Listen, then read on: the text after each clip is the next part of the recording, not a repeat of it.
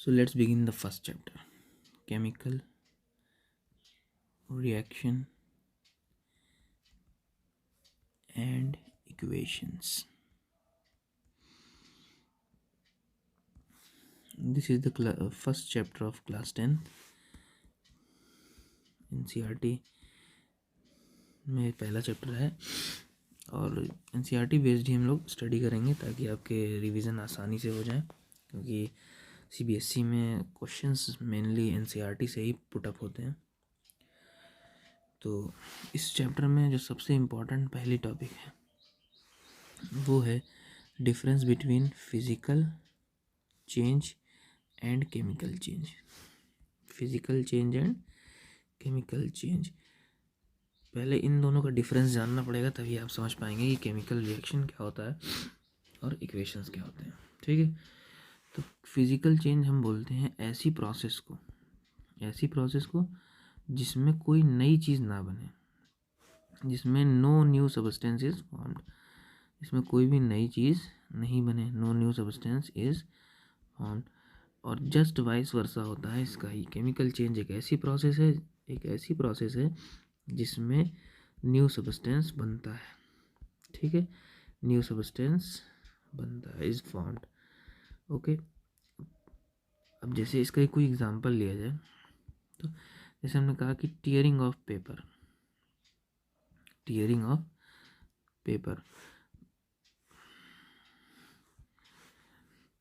अगर हम पेपर को फाड़ते हैं तो क्या कोई नई चीज़ बनती है? नहीं, फाड़ने के बाद वो पेपर ही रहता है, इसमें कुछ भी चेंज नहीं आता।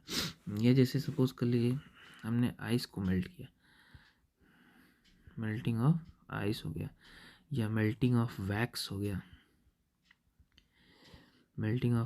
गया, या टर्निंग ऑफ वुड हो गया। हम लोग लकड़ी को फाड़ते हैं टुकड़ा टुकड़ा करके, तो ये भी क्या हो गई, हमारी फिजिकल चेंज हो गई।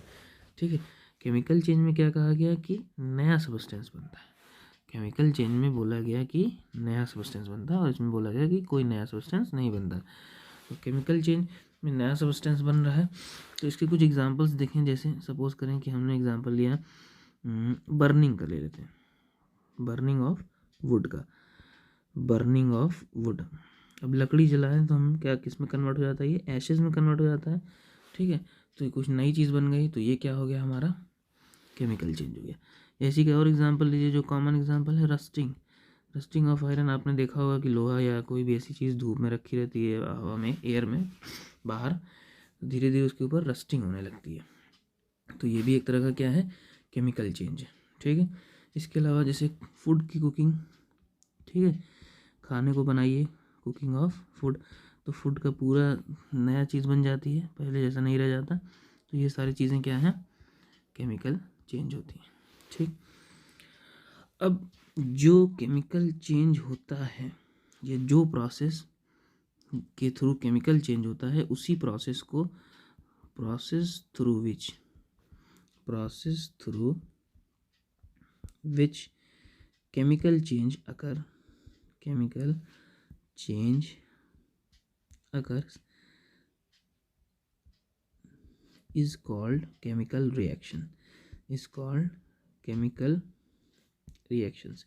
ओके, जिस प्रोसेस के थ्रू केमिकल रिएक्शन होगा या केमिकल चेंज आएगा, उसी को हम लोग बोलते हैं केमिकल रिएक्शन।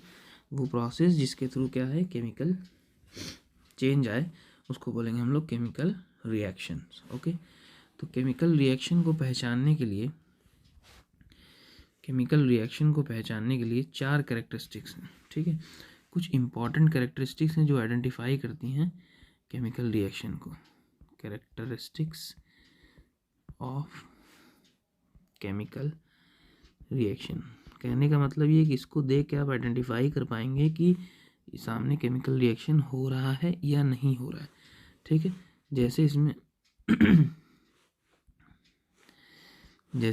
सबसे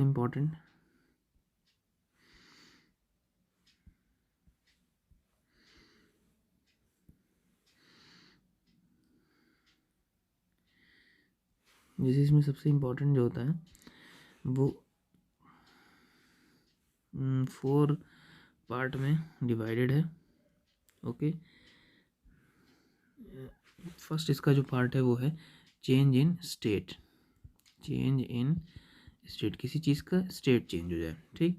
जैसे सॉलिड से लिक्विड हो गया, सॉलिड से लिक्विड में चला गया, या लिक्विड से गैस में चला गया, या गैस से सॉलिड में आ गया, तो ये सारे प्रोसेस इन्वॉल्व होते हैं केमिकल चेंज में, ठीक है। इसके बाद दूसरा आता है चेंज इन कलर। कलर का चेंज आ जाए तो ये क्या हो जाएगा, केमिकल चेंज आ जाएगा, ठीक है। इससे आप आइडेंटिफाई कर सकते हैं। या इसके बाद फिर एक इम्पॉर्टेंट होता है चेंज इन टेम्परेचर। टेम्परेचर का चेंज, टेम्परेचर का चेंज आइडेंटिफाई कर सकते हैं आप कि केमिकल रिएक्शन होगा या नहीं। और जो लास्ट वन होता है वो होता है evolution of gas. Evolution of gas, evolution of gas का बहुत सारे एग्जांपल आपको थर्ड चैप्टर यानी एसिड बेस और सॉल्ट में भी काफ़ी मिलेंगे आपको, ठीक है। तो जैसे कि कुछ एग्जांपल रैंडम हम ले भी लेते हैं। चेंज इन स्टेट की बात की जाए तो जैसे मान लीजिए कि सपोज करें हम किसी प्रोसेस को, जैसे वैक्स है, वैक्स सॉलिड फॉर्म में है, ठीक है, इसको मेल्ट कर देंगे तो ये कन्वर्ट हो जाएगी वैक्स लिक्विड फॉर्म में। तो इसमें स्टेट चेंज हो रहा है, ठीक है, हीट कर रहे हैं। तो कलर की बात की जाए तो कलर की बात, जैसे एक कंपाउंड होता है KMnO4। KMnO4 को अगर हम किसी एसिड में डालते हैं तो KMnO4 जो होता है अपना कलर डिसअपियर कर देता है। इसका कलर जो होता है क्या होता है, डिसअपियर हो जाता है, ठीक है। ये वैसे होता तो है एकदम डार्क पिंक या मैजेंटा कलर का, लेकिन जब एसिड पड़ती है इसके अंदर, एसिड डाली जाती है तो इसका कलर क्या होता है, डिसअपियर हो जाता है। तो चेंज इन कलर हो गया।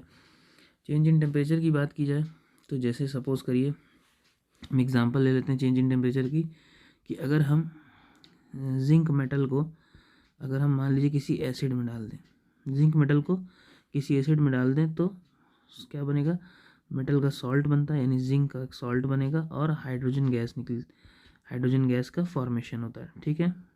तो हाइड्रोजन गैस का फॉर्मेशन होता है और साथ ही साथ इसमें हीट भी इवॉल्व होती है। इसमें क्या होता है, हीट भी इवॉल्व होती है। तो यहाँ पे चेंज इन टेम्परेचर आपको ऑब्जर्व करने को मिलेगा। और अगर एवोल्यूशन ऑफ गैस की बात की जाए तो यही एग्जांपल हम एवोल्यूशन ऑफ गैस में भी कंसीडर कर सकते हैं, क्योंकि यहाँ पे हाइड्रोजन गैस का फॉर्मेशन हो रहा है। ओके, तो ये था हमारा चारों कैरेक्टरिस्टिक्स, स्टेट चेंज हो रहा हो, कलर चेंज हो रहा हो, टेम्परेचर चेंज हो रहा हो, या इवोल्यूशन ऑफ गैस हो रहा हो। तो इनको हम ज़रा हाईलाइट कर देते हैं। यही जो हैं हमारे इम्पॉर्टेंट कैरेक्टरिस्टिक्स हैं जिनके बेसिस पे आपको आइडेंटिफाई करना है कि कोई भी केमिकल रिएक्शन हो रहा है या नहीं हो रहा है। ओके, अच्छा, अब जो है केमिकल रिएक्शन को हम लोग डिफाइन कर लेते हैं। केमिकल रिएक्शन को अगर डिफाइन किया जाए तो लिख सकते हैं हम कि it involves a chemical change. It involves a chemical change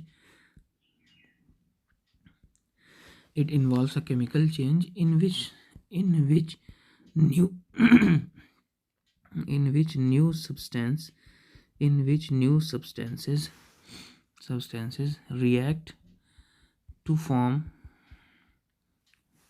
new substance, मतलब कुछ नए सब्सटेंस रिएक्ट करके कुछ नया सब्सटेंस बना देंगे, ठीक है। इस प्रोसेस को हम लोग बोलेंगे केमिकल रिएक्शन।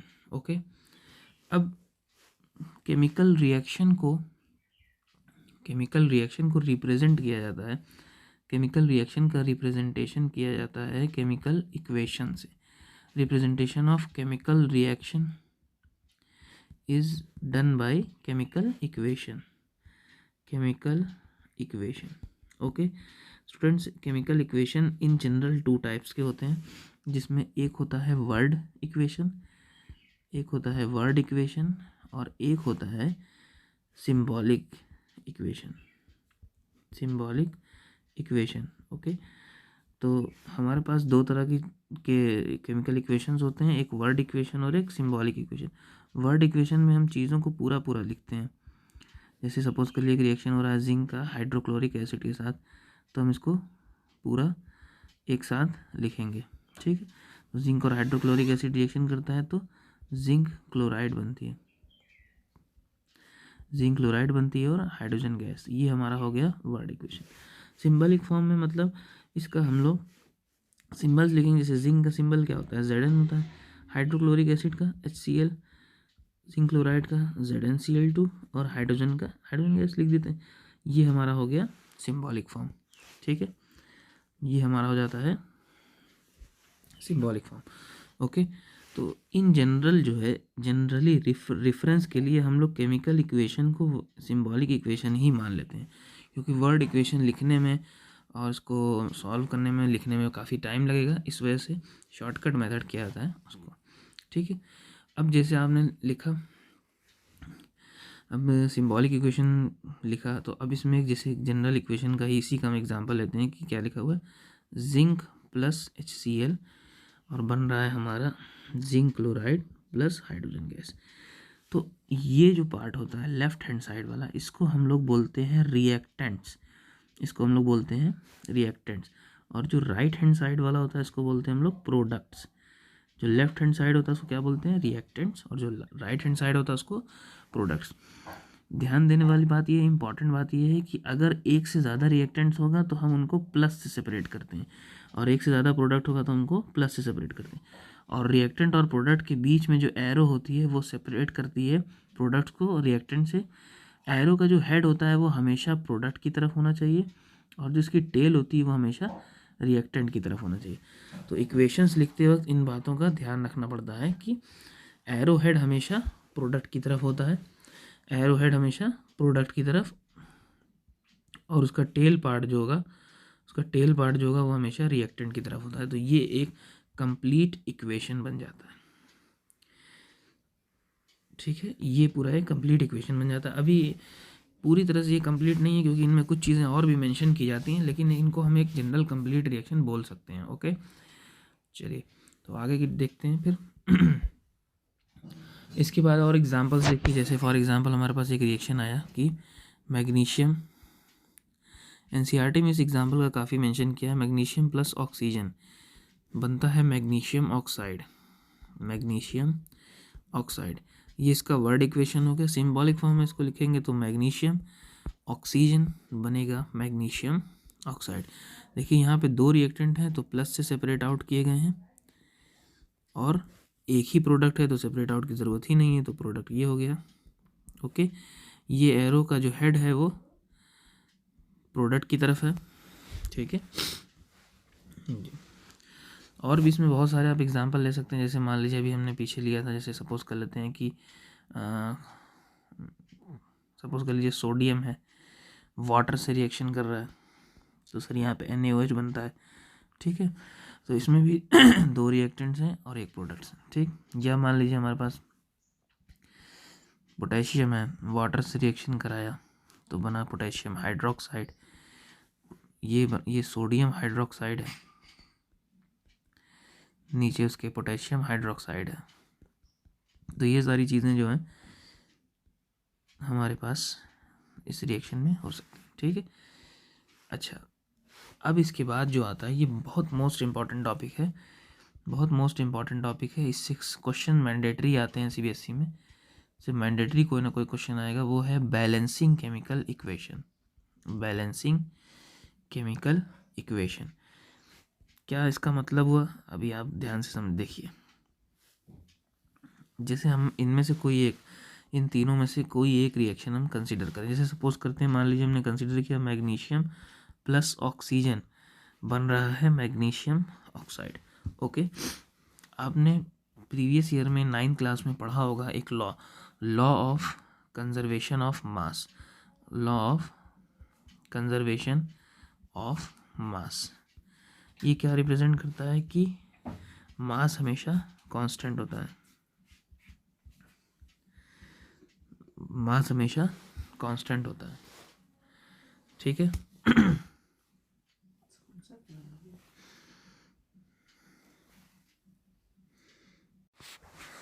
तो मास क्या होता है, कांस्टेंट होता है। ठीक है, ये किसने दिया था, एंटोनी लेवोइजियर एक साइंटिस्ट थे, उन्होंने दिया था। इन्हीं को फादर ऑफ केमिस्ट्री भी बोला जाता है, एंटोनी लेवोइजियर। तो ये कहता है कि मास हमेशा कांस्टेंट होगा। तो इसको अगर हम इक्वेशन पे अप्लाई करेंगे तो हमको क्या मिलेगा कि mass of reactant must always be equal to mass of product, mass of product. या इसी को हम लोग शॉर्ट में लिखते हैं, इसको हम लोग शॉर्ट में लिखते हैं MR इक्वल्स टू MP। तो मास ऑफ रिएक्टेंट हमेशा इक्वल होगा किसके, मास ऑफ प्रोडक्ट के। ठीक, तो अगर आप कंसीडर करिए ऊपर वाले रिएक्शन को, तो मैग्नीशियम है, ऑक्सीजन है, मैग्नीशियम है, ऑक्सीजन, कंसीडर करिए, फॉर एग्जांपल कंसीडर करिए, ऐसे रियलिटी में नहीं लेकिन एज एग्जांपल कंसीडर करिए, मैग्नीशियम 1 ग्राम लिया गया, ओके, ऑक्सीजन 2 ग्राम लिया गया। अगर आप प्रोडक्ट साइड देखें तो मैग्नीशियम 1 ग्राम है और ऑक्सीजन कितना है, 1 ग्राम है, क्योंकि सिंगल ऑक्सीजन, यहाँ 2 ऑक्सीजन का 2 ग्राम, तो एक ऑक्सीजन का 1 ग्राम। तो इधर का अगर आप मास कैलकुलेट करेंगे तो 3 ग्राम आएगा, इधर का मास कैलकुलेट करेंगे तो 2 ग्राम होगा, जो कि इक्वल नहीं है।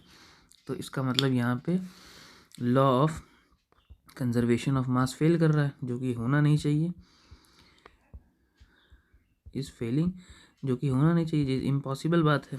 ठीक है, इम्पॉसिबल बात है। तो इसके लिए हम इसको क्या बोलेंगे, इसको हम लोग करते हैं बैलेंस। ठीक है, इसको हम लोग करेंगे बैलेंस।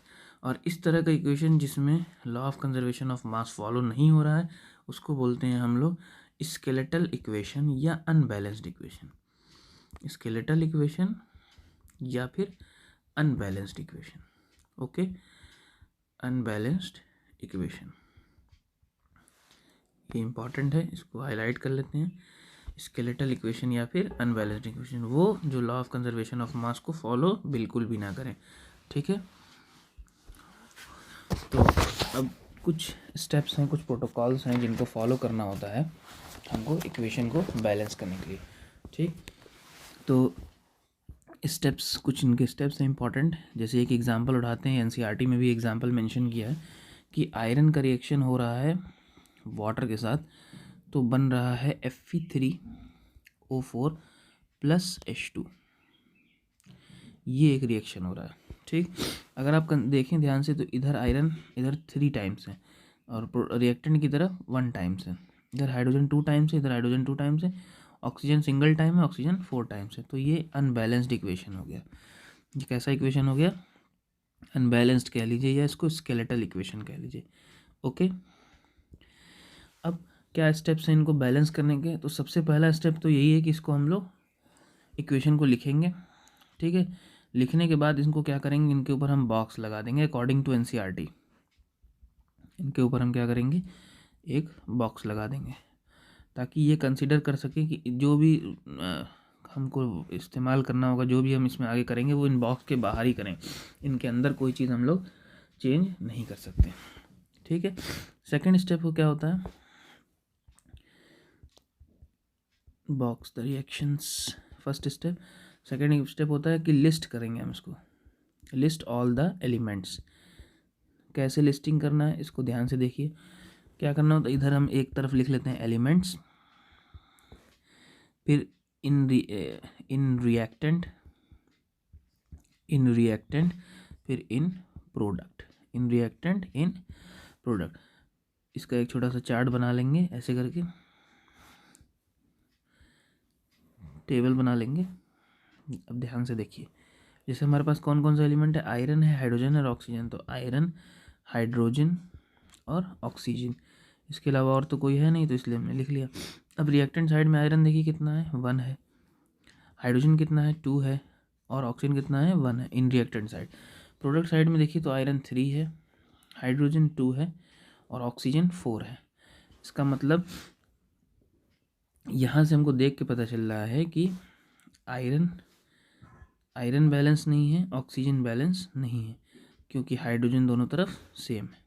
ओके, अब हम स्टार्ट करेंगे इसका बैलेंसिंग।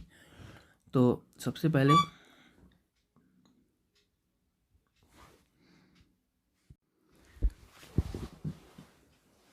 पहले हम वो देखेंगे जिसमें मैक्सिमम नंबर ऑफ, सबसे पहले हम वो कंपाउंड या मॉलिक्यूल देखेंगे जिसमें मैक्सिमम नंबर ऑफ एटम्स होंगे।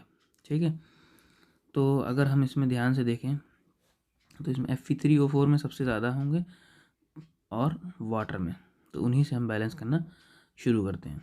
ठीक है, तो अब इसमें क्या डिसबैलेंसिंग आ रही है, तो सबसे इसमें आयरन, ये ऑक्सीजन बैलेंस नहीं है इसमें, तो चलिए इसी से शुरुआत करते हैं। सबसे पहले तो एटम्स ऑफ ऑक्सीजन लेते हैं, ठीक है।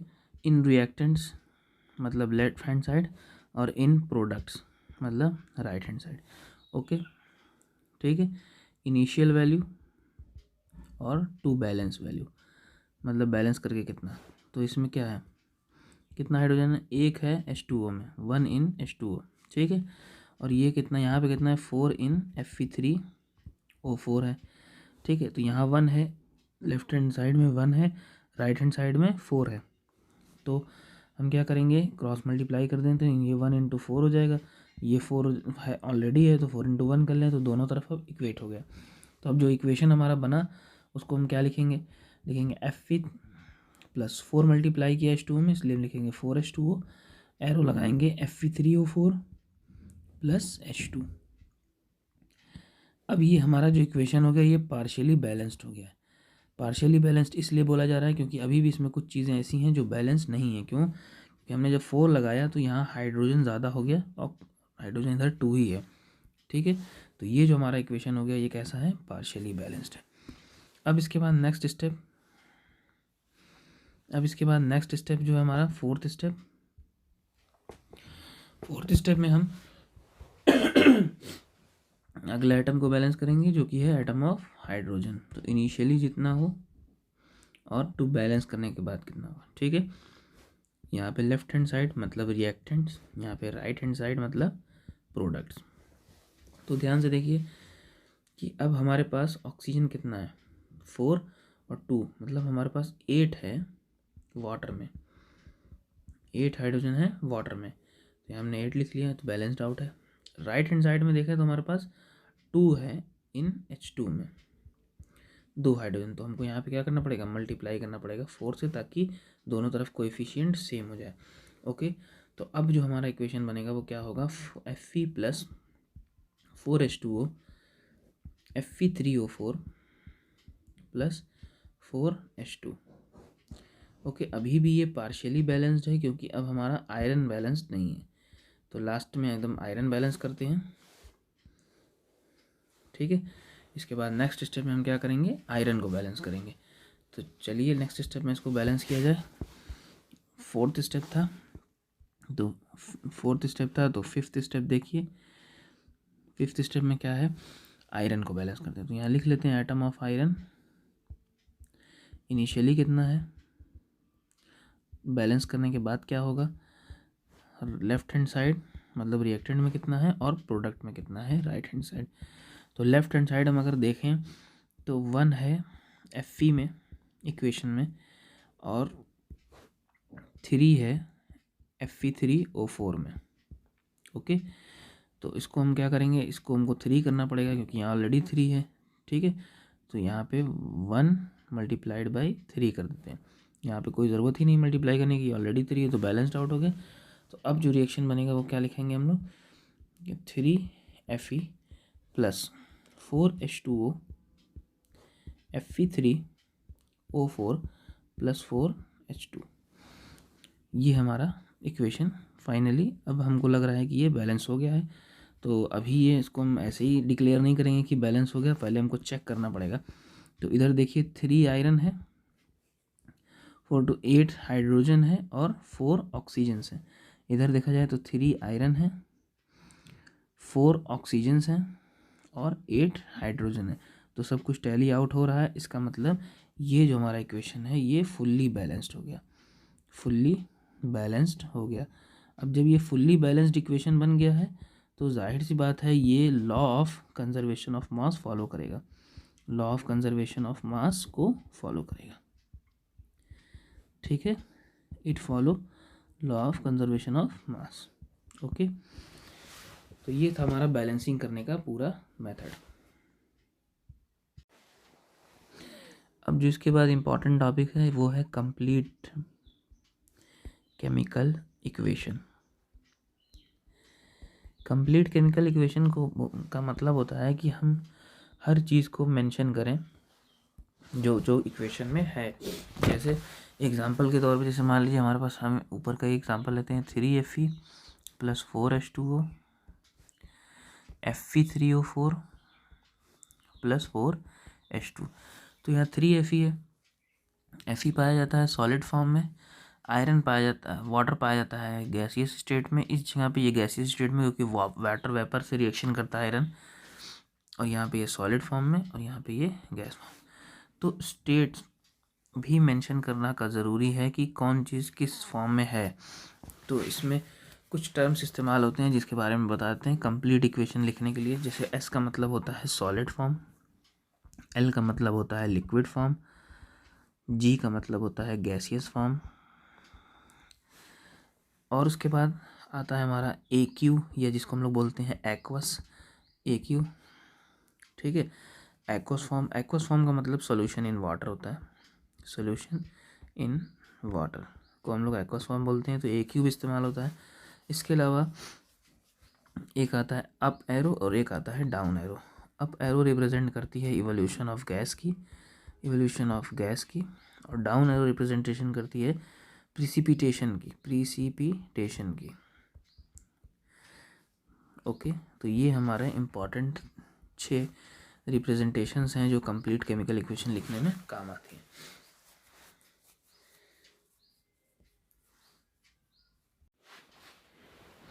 अब इसके बाद मोस्ट इम्पॉर्टेंट हेडिंग है, वो है types of chemical reaction, types of chemical reaction. देखिए, केमिकल रिएक्शन तो बहुत सारे टाइप के होते हैं, अलग अलग बेसिस पे क्लासिफाई किए जाते हैं। हम इनमें कुछ इंपॉर्टेंट जो सिलेबस में मेंशन है उन पर डिस्कस करेंगे। जैसे फर्स्ट हमारा हो गया endothermic and exothermic, endothermic and exothermic reactions.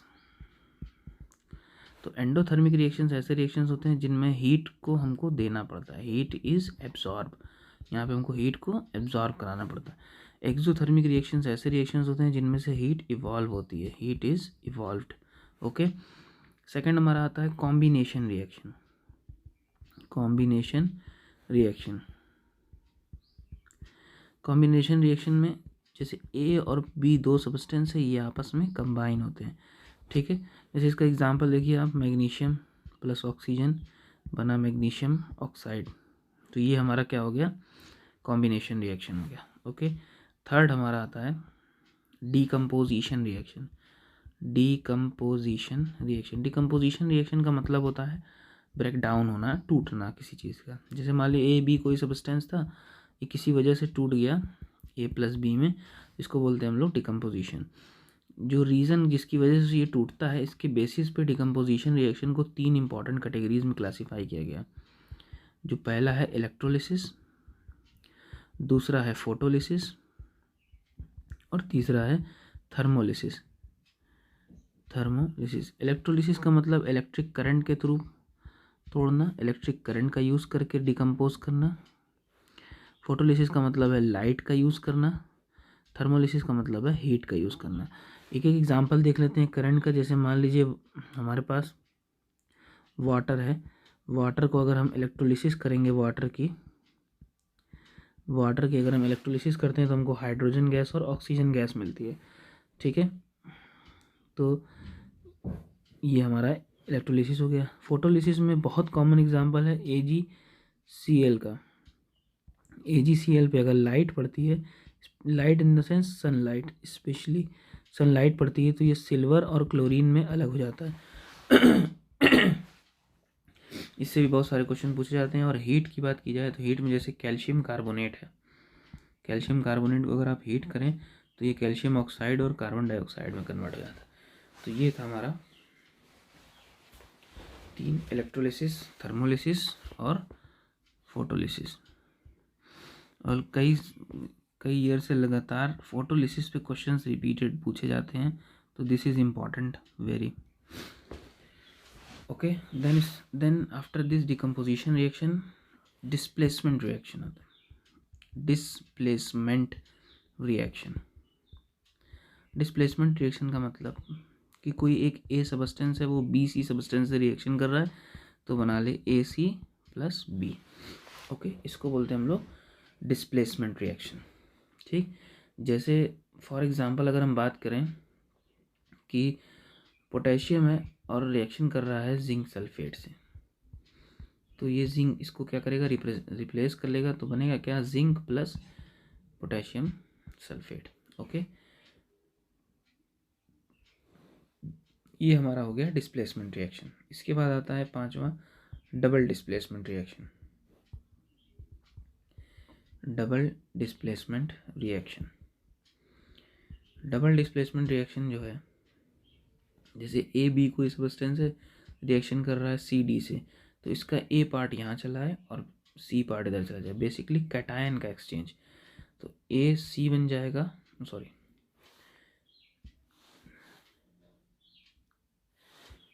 A D बन जाएगा और सी बी बन जाएगा। इसको बोलते हैं हम लोग डबल डिस्प्लेसमेंट। इसका बहुत एग्जाम्पल कॉमन लिया जाता है, जैसे कॉपर सल्फेट को रिएक्शन करा दिया जाए जिंक नाइट्रेट से, तो होगा क्या, जिंक जो है रिप्लेस कर देगा कॉपर को, तो क्या बनेगा, कॉपर नाइट्रेट बन जाएगा और जिंक सल्फेट बन जाएगा। ये प्रोसेस होती है डबल डिस्प्लेसमेंट की। इसमें डिस्प्लेसमेंट में और डबल डिस्प्लेसमेंट में एक इम्पॉर्टेंट चीज़ें फॉलो होती हैं, जिसको हम लोग बोलते हैं रिएक्टिविटी सीरीज़, जो कि आगे अभी लेक्चर में बोल देंगे, बता देंगे हम कि क्या होती है रिएक्टिविटी सीरीज़। उसके बाद फिर इस पर और डिस्कशन हो सकता है, ठीक है। इसके बाद फिर आता है डबल डिस्प्लेसमेंट के बाद हमारे पास आता है रिडॉक्स या फिर ऑक्सीडेशन एंड रिडक्शन। ये बहुत इंपॉर्टेंट रिएक्शन है, इससे खूब क्वेश्चंस पूछे जाते हैं रिपीटेडली कि रिडॉक्स क्या होता है या ऑक्सीडेशन क्या होता है, रिडक्शन क्या होता है। तो इसके बारे में बात करते हैं हम लोग। रिडॉक्स रिएक्शन एक काफ़ी लेंदी टॉपिक है, क्योंकि इसमें दो इंपॉर्टेंट पार्ट्स में बटा हुआ है। एक तरफ होता है ऑक्सीडेशन और दूसरी तरफ होता है रिडक्शन। तो जनरल बातें हम जल्दी बता देते हैं कि प्लस ऑक्सीजन का प्लस होना, हाइड्रोजन का माइनस होना या लॉस ऑफ इलेक्ट्रॉन होना ऑक्सीडेशन को रिप्रेजेंट करता है। हाइड्रोजन का ऐड होना, ऑक्सीजन का माइनस होना और गेन ऑफ इलेक्ट्रॉन होना, ये रिप्रेजेंट करता है रिडक्शन को। जैसे इसके एग्जांपल्स देखिए आप, जैसे मान लीजिए magnesium plus oxygen, magnesium oxide बना, तो इसमें ऑक्सीजन प्लस हो रहा है। जैसे मान लीजिए H2S प्लस ब्रोमीन गैस, तो यहाँ पर रिएक्शन होगा तो बनेगा HBr प्लस S, तो यहाँ पे माइनस हो रहा है हाइड्रोजन का। या इसके बाद फिर आयरन की बात की जाए, जैसे Fe2 प्लस, ये कन्वर्ट हो रहा है Fe3 प्लस या इलेक्ट्रॉन में, तो यहाँ पे क्या हो रहा है, लॉस हो रहा है। ओके, इसी का उल्टा जस्ट वाइस वर्सा हो जाएगा हमारा रिडक्शन। जैसे सोडियम रिएक्शन करे हाइड्रोजन गैस से, तो सोडियम हाइड्राइड बना, तो यहाँ पे हाइड्रोजन प्लस हुआ। कॉपर ऑक्साइड को हाइड्रोजन से रिएक्शन कराइए तो कॉपर प्लस वाटर बनेगा, तो ये क्या हो गया, रिमूवल ऑफ ऑक्सीजन हो गया, ठीक है, या माइनस ऑक्सीजन, ठीक।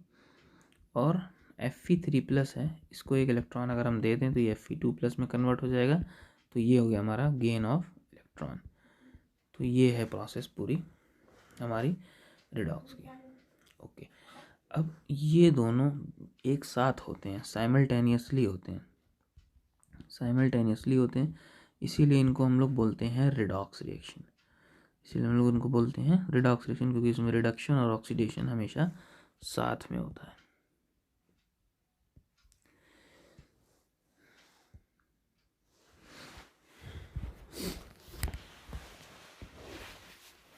अब जैसे रिडॉक्स रिएक्शन का आप एक एग्जांपल देखते हैं। जैसे मान लीजिए हमारे पास जैसे कार्बन डाइऑक्साइड रिएक्शन करा देते हैं हाइड्रोजन गैस से, तो बनेगा क्या, कार्बन मोनोऑक्साइड और वाटर। अब इस रिएक्शन को केयरफुली ऑब्जर्व करिए। CO2 जो है यहाँ पे CO बना हुआ है, CO2 जो है यहाँ पे क्या बना है, CO बना हुआ है। यहाँ पे हो क्या रहा है, लॉस ऑफ ऑक्सीजन गायब हो रहा है। तो ऑक्सीजन जब गायब होता है तो क्या बनता है, रिडक्शन होता है, ठीक है। जब ऑक्सीजन गायब होगा तो रिडक्शन। अब यहाँ पर ध्यान से देखिए, इसमें ऑक्सीजन का ऐड हो रहा है, तो इसका मतलब ये क्या हो रहा है, ऑक्सीडेशन कर रहा है। तो हमने बताया जैसे कि साइमल्टेनियस प्रोसेस होती है, मतलब रिडक्शन और ऑक्सीडेशन हमेशा एक साथ होते हैं, ठीक है। अब अगर हम इसको कहें तो ये कह सकते हैं कि CO2 जो है रिड्यूस्ड हो गया CO में, और हाइड्रोजन जो है वो क्या हो गया, ऑक्सीडाइज्ड हो गया वाटर में। तो जो चीज़ रिड्यूस्ड होती है उसको हम लोग बोलते हैं ऑक्सीडाइजिंग एजेंट। जो चीज़ रिड्यूस होती है उसको क्या बोलते हैं हम लोग, ऑक्सीडाइजिंग एजेंट बोलते हैं। और जो चीज़ रिड्यूस होती है उसको ऑक्सीडाइजिंग एजेंट, और जो ऑक्सीडाइज होती है उसको रिड्यूसिंग एजेंट। ये वाइस वर्सा होता है, इसका बहुत ध्यान रखना होगा। रिड्यूसिंग एजेंट कहलाता है। ओके, उसको हम लोग क्या बोलते हैं, रिड्यूसिंग एजेंट बोलते हैं। ठीक है, वाइस वर्सा होता है, जो चीज़ रिड्यूस होगी वो ऑक्सीडाइजिंग एजेंट होगी, और जो चीज़ ऑक्सीडाइज होगी वो रिड्यूसिंग एजेंट होगी। इसका एक और एग्जांपल देख लीजिए इंपॉर्टेंट, ताकि क्लियर हो जाए पूरी बात। जैसे MnO2 है, इसका हम रिएक्शन करा दें HCl से, तो हमको क्या प्रोडक्ट मिलेगा, मैंगनीज क्लोराइड, साथ साथ क्लोरीन और वाटर। और इसको बैलेंस आउट करना है तो 2H2 इधर कर लेते हैं। तो ये हमारा रिएक्शन है। अब अगर आप इसमें केयरफुली नोटिस करें तो मैंगनीज ऑक्साइड जो है कन्वर्ट हो रही है मैंगनीज क्लोराइड में, और HCl कन्वर्ट हो रहा है क्लोरीन में। तो अगर आप नोटिस करेंगे तो यहाँ से मैंगनीज के पास से ऑक्सीजन निकला है और मैंगनीज क्लोराइड बनी है। ओके, मैंगनीज के पास से ऑक्सीजन निकला है और मैंगनीज क्लोराइड बनी। ऑक्सीजन निकला है, निकलने का मतलब रिडक्शन। ओके, क्योंकि यहाँ पे जो ऊपर प्रीवियस डेफिनेशंस हैं देखिए ध्यान से, माइनस ऑक्सीजन का मतलब रिडक्शन होना। ठीक है, तो अब ध्यान से, तो इसका मतलब यहाँ पे क्लोरीन निकला है, हाइड्रोजन निकला है, तो यहाँ पे क्या होगा, ऑक्सीडेशन होगा। तो हमको क्लियर हो गई बात कि रिडक्शन क्या होता है और ऑक्सीडेशन क्या होता है। ठीक है, अब अगर हमने क्वेश्चन पूछा कि मैंगनीज ऑक्साइड है क्या, तो ऑब्वियस ही बात है, ये रिड्यूस हो रहा है या रिडक्शन कर रहा है या रिड्यूस्ड हो रहा है, तो इसका मतलब ये ऑक्सीडाइजिंग एजेंट है। ये क्या हो गया हमारा, ऑक्सीडाइजिंग एजेंट हो गया। ओके, और अगर हमारा HCl की बात की जाए तो ध्यान से देखिए, ये ऑक्सीडाइज्ड हो रहा है। ऑक्सीडाइज्ड होने का मतलब ये रिड्यूसिंग एजेंट है। ठीक है, क्योंकि ये सामने वाले को ये रिड्यूस कर रहा है, इसकी वजह से ये रिड्यूस हो रहा है, हाइड्रोक्लोरिक एसिड की वजह से ये रिड्यूस हो रहा है, और इसकी वजह से ये ऑक्सीडाइज हो रहा है। That is why vice versa बन जाता है। ओके, ठीक है, अब इसमें इम्पॉर्टेंट जो है वो हमने कहा था कि ये लास्ट हमारा पार्ट था। इसमें कुछ और रिएक्शंस होते हैं जो सिलेबस में मौजूद हैं, जैसे एक प्रीसिपिटेशन रिएक्शन होता है। प्रीसिपिटेशन रिएक्शन से क्वेश्चंस पूछे जाते हैं। एक इसका बहुत कॉमन एग्जांपल प्रीसिपिटेशन रिएक्शन का है, वो हमारा होता है आपका जैसे बेरियम क्लोराइड को अगर आप रिएक्शन करा दें कॉपर सल्फेट से, तो आप ध्यान से देखेंगे तो यहाँ पे बनता है क्या है, कॉपर क्लोराइड बनती है और बेरियम सल्फेट बनता है। ठीक है, कॉपर क्लोराइड और बेरियम सल्फेट जो होता है ये वाइट प्रिसिपिटेट के फॉर्म में नीचे सेटल डाउन हो जाता है। तो ये जो रिएक्शन होगा ये प्रिसिपिटेशन रिएक्शन होगा। लेकिन अगर आप इसको ऑब्जर्व करें तो बेरियम और कॉपर अपनी जगह रिप्लेस कर रहे हैं। ध्यान से अगर आप नोटिस करें तो बेरियम और कॉपर अपना जगह बदल रहे हैं। तो भी इसको हम लोग टाइप ऑफ डिस्प्लेसमेंट रिएक्शन भी बोल सकते हैं। इसको हम लोग type of displacement, double displacement बोल सकते हैं। Type of double displacement reaction इसको भी बोल सकते हैं। ठीक है, और मोस्ट ऑफ द केस में precipitation reaction double displacement reaction में ही होता है। जैसे इसका एक और एग्जांपल देखिए, जैसे सिल्वर नाइट्रेट है। सिल्वर नाइट्रेट को अगर हम normal sodium chloride common salt से रिएक्शन करा दें तो हमको जो प्रोडक्ट मिलता है वो NaNO3 मिलता है और AgCl मिलता है। ओके, AgCl वाइट प्रिसिपिटेट के फॉर्म में नीचे सेटल डाउन हो जाता है। तो आप इसको नोटिस करिए, देखिए सोडियम जो है जगह बदल रहा है सिल्वर से और सिल्वर जगह बदल रहा है सोडियम से। तो ये भी क्या होगा, टाइप ऑफ डिस्प्लेसमेंट रिएक्शन हो सकता है। ठीक, ये भी इंपॉर्टेंट है, इससे काफ़ी क्वेश्चंस आते हैं तो इसका ध्यान दीजिएगा। इसके अलावा एक और रिएक्शन होता है जो होता है न्यूट्रलाइजेशन रिएक्शन। न्यूट्रलाइजेशन रिएक्शन जो है ज़्यादा डिटेल में आपको एसिड बेस चैप्टर में मिलेगा, लेकिन फिर भी यहाँ पर भी कुछ इसके बारे में सम डिटेल्स हम दे देते हैं, कुछ डिटेल्स दे देते हैं। जैसे जैसे न्यूट्रलाइजेशन रिएक्शन जो होता है ये होता है एसिड प्लस बेस का मिलना, एसिड और बेस का मिलना, जिसकी वजह से क्या मिले, सॉल्ट और वाटर बने। जैसे बहुत common, very common example, HCl plus NaOH का रिएक्शन कराइए तो हमको क्या मिलेगा, NaCl प्लस H2O मिलेगा। तो ये हमारा क्या हो गया, न्यूट्रलाइजेशन रिएक्शन होगा। इस टॉपिक की पूरी डिटेल एसिड बेस चैप्टर में आपको बहुत अच्छे से मिल जाएगी, acid base and salt chapter में, वहाँ का ये रिएक्शन है, लेकिन क्योंकि टाइप होता है इसलिए मेंशन करना ज़रूरी था। ठीक है, तो ये था हमारा टाइप्स ऑफ रिएक्शन।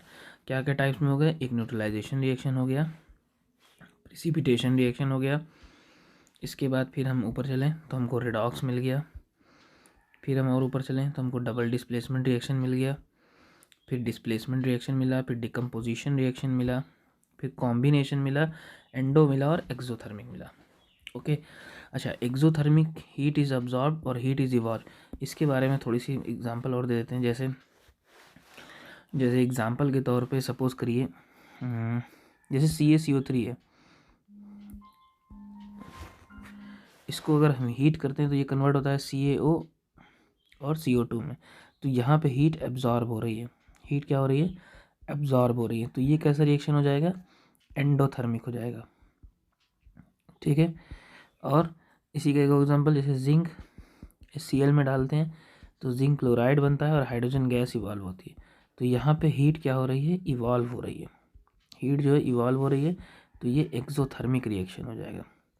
ओके, ये छोटे से एग्जांपल थे। तो हमको सारे टाइप्स मिल गए, endothermic, exothermic, combination, decomposition, displacement, double displacement, redox, इसके बाद फिर प्रिसिपिटेशन, फिर न्यूट्रलाइजेशन। अब हम आते हैं लास्ट वन, जो हमने कहा था रिएक्टिविटी या एक्टिविटी सीरीज, रिएक्टिविटी और एक्टिविटी सीरीज। एक्टिविटी सीरीज ये इंपॉर्टेंट होती है डिस्प्लेसमेंट और डबल डिस्प्लेसमेंट के लिए। जैसे क्या इंपॉर्टेंट है इसका हम बताते हैं। एक रिएक्टिविटी सीरीज आपको लर्न करनी पड़ेगी, जो कि है Na Ca Mg Al Zn iron, tin, lead, hydrogen, copper, mercury, silver, gold, platinum. ये हमारा स्टैंडर्ड है, हाइड्रोजन के स्टैंडर्ड से नापा जाता है कि low reactive than hydrogen, less reactive. इधर वाले लो रिएक्टिव होते हैं हाइड्रोजन से और ऊपर वाले मोर रिएक्टिव होते हैं, ऊपर वाले मोर रिएक्टिव होते हैं। तो जितना ऊपर जाते जाएंगे उतनी रिएक्टिविटी बढ़ती जाएगी, इतना नीचे आएंगे उतना एक्टिविटी कम होती जाएगी। तो इसका क्या यूज़ है, जैसे एग्जांपल देखिए, जैसे मान ली हमारे पास सोडियम मेटल है और ये पड़ा हुआ है जिंक सल्फेट में, रिएक्शन प्रोसीड होगा कि नहीं होगा भाई, सोडियम क्या करेगा, जिंक को रिप्लेस करेगा। क्यों, क्योंकि रिएक्टिविटी सीरीज में सोडियम ज़्यादा रिएक्टिव है हमारे जिंक से, तो ये इसको रिप्लेस कर देगा, तो हमको क्या मिलेगा, जिंक अलग मिल जाएगा और Na2SO4 अलग मिल जाएगा, तो ये रिएक्शन प्रोसीड होगा। लेकिन अगर हम जस्ट इसका उल्टा कर दें कि जिंक को हम सोडियम सल्फेट में डाल दें, तो क्या ये रिएक्शन पॉसिबल है, ध्यान से ज़रा देखिए, सोडियम की रिएक्टिविटी जिंक से ज़्यादा होती है, तो ये रिएक्शन नहीं करेगा, तो यहाँ पे आ जाएगा नो रिएक्शन। ठीक है, तो बेसिकली रिएक्शन प्रोसीड आउट होगा कि नहीं होगा, इसका एक टर्म निकालने के लिए कहा जाता है, चेक किया जाता है। ठीक है, कि होगा कि नहीं होगा। इसी पर एक सवाल पूछता है, बहुत अच्छा इंपॉर्टेंट सवाल, कि can we store copper sulphate solution in zinc container, या इसी का वाइस वर्सा अगर सवाल है तो बोले can we stir solution of copper sulphate with zinc rod. ये दोनों सवाल CBSE में बार बार पूछे जाते हैं, बहुत इंपॉर्टेंट सवाल है, पता होना चाहिए आपको। ठीक है, दोनों CBSE के सवाल हैं, पेपर्स में आए हुए हैं, तो आप ध्यान से देखिए, जिंक और कॉपर सल्फेट की बात हो रही है। जिंक रिएक्टिव है कॉपर से ज़्यादा, तो ये क्या करेगा, ZnSO4 बना लेगा और कॉपर को अलग कर देगा। इसका मतलब ये कंटेनर जो होगा, ये कंटेनर धीरे धीरे डिज़ोल्व हो जाएगा, धीरे धीरे क्या होगा, डिज़ोल्व हो जाएगा। तो ये हम नहीं कर सकते, no, we can not do this. ठीक है ना, we can not do this. Okay, क्यों नहीं कर सकते? क्योंकि जिंक रिएक्टिव होता है ज़्यादा कॉपर सल्फेट से, तो वो उसको क्या करेगा, रिप्लेस कर देगा। ठीक है, ऐसे ही can vested solution of copper sulphate with zinc rod, क्या हम जिंक, सेम वही प्रोसेस है, जिंक रॉड से अगर आप कॉपर सल्फेट को करेंगे तो जिंक रिएक्टिव है ज़्यादा कॉपर से, ठीक है, तो वो रिप्लेस करके ZnSO4 बना लेगा और कॉपर अलग कर देगा, मतलब जिंक जो है उसकी रिएक्टिविटी ज़्यादा होती है कॉपर से, तो ये भी हम नहीं कर सकते। No, we can not do this. Okay, we can not do this. तो ये था हमारा फर्स्ट चैप्टर का क्विक रिवीजन, जिसको छोटी सी वीडियो में हमने कंक्लूड किया है। कोई क्वेश्चंस हो, कोई डाउट हो इस चैप्टर से रिलेटेड, कोई भी स्पेशल क्वेश्चन, तो आप कमेंट सेक्शन में प्लीज़ पूछ लीजिएगा। ठीक है, और thank you for watching. Thanks for watching. अगर अच्छा लगा होगा तो लाइक प्लीज़ शेयर कर दीजिएगा सबसे। Thank you.